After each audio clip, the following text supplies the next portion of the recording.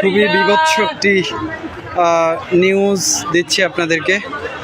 সেটা হচ্ছে এখান থেকে প্রচুর মৃত মানুষের গন্ধ পাওয়া যাচ্ছে, প্রচুর মৃত মানুষের গন্ধ পাওয়া যাচ্ছে। এখানে ধারণা করা হচ্ছে যে অনেক অনেক মৃত লাশকে এখানে কবর দেওয়া হয়েছে, পুঁতে রাখা হয়েছে মাটির মধ্যে। এখন প্রচুর গন্ধ আসছে এখান থেকে, মানুষ ঘুরে ঘুরে দেখছে কোথায় কি আছে। প্রচুর এখানে গণকবর দেওয়ার শঙ্কা করা হচ্ছে। প্রচুর প্রচুর অনেক গন্ধ বেরোচ্ছে এখান থেকে।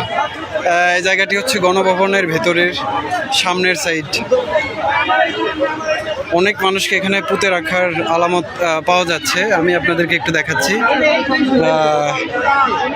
এখানে এই যে নতুন চিহ্ন দেখা যাচ্ছে,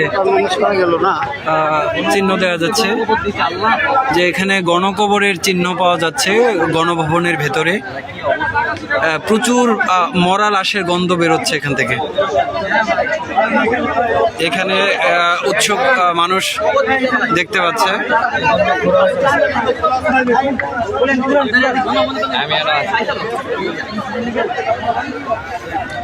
অনেক লাশের গন্ধ বেরোচ্ছে এখান থেকে।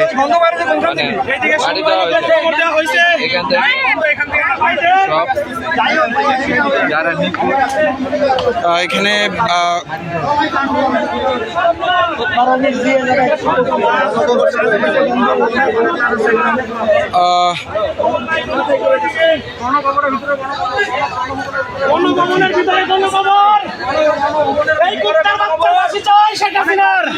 ভাই এখানে আপনি কি শঙ্কা করছেন?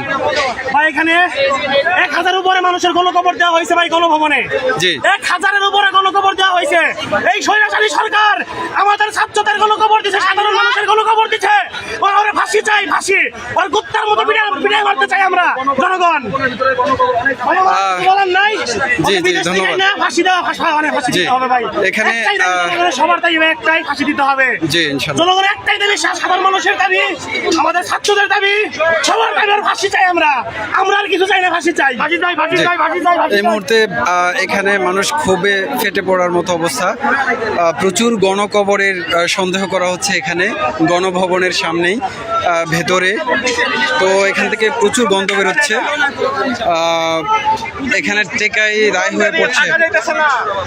এখানে চিহ্ন দেখা যাচ্ছে, অনেক নতুন কবরের চিহ্ন পুঁতে রাখা হয়েছে, পুঁতে রাখার চিহ্ন দেখা যাচ্ছে গণভবনের ভেতরে। আল্লাহ ভালো জানেন যে এখানে কি হয়েছে, কি পরিমাণ লাশ এখানে পুঁতে রাখা হয়েছে। আশাবাদী সরকার আমাদের ছাত্রদের এবং